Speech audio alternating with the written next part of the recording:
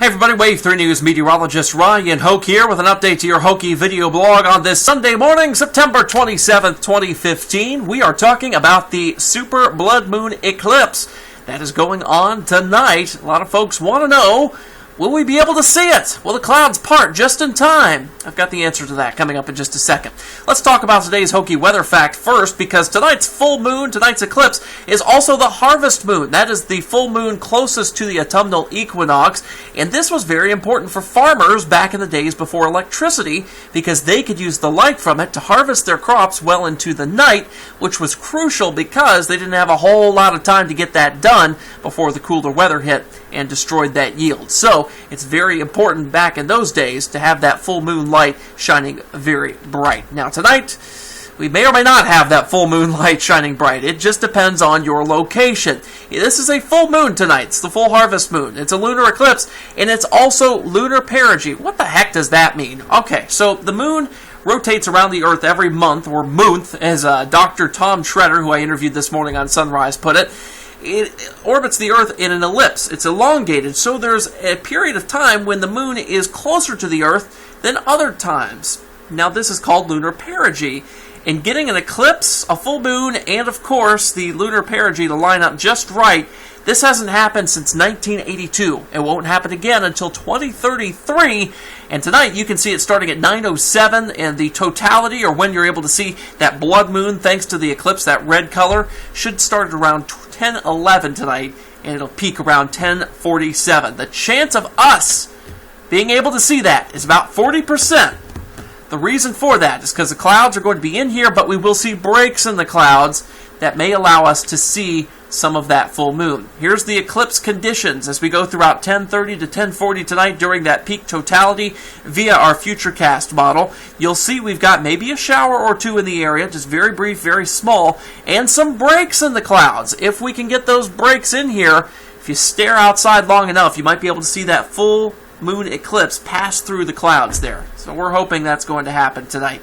And of course, you just look for the moon, of course, so it's not very hard to find once you get a break in the clouds moving right over it. Outside this morning, clouds beginning to move in on our SkyTrack network of cameras in Paoli. You're seeing them entrench upon Orange County at this time. They've been over Kentucky all this morning long, but we're now starting to see them in southern Indiana. A couple of showers down to our south near Hart and Adair counties. We'll continue to see just some small showers as we go throughout not only this morning, but this afternoon. A disturbance that moved through yesterday is now to our north, but we've got some very small sub-disturbances above our heads moving through. That's kind of generating one or two of these showers. Really, it's just a fast-moving channel of air above us called a jet, the jet core of the jet stream. You've probably heard that before, and that helps to increase the cloud cover and generate some lift necessary for some of those showers, especially west of I-65 today. That's where most of these will be seen. Current temperatures in the 60s, some upper 50s down in portions of Seymour at this time. Here's Futurecast, 12 o'clock noon, couple of showers, temperatures in the upper 70s. We top out at 80 today. Most of these showers west of I-65. None of these are going to be overly heavy, just a shower or two. They're isolated.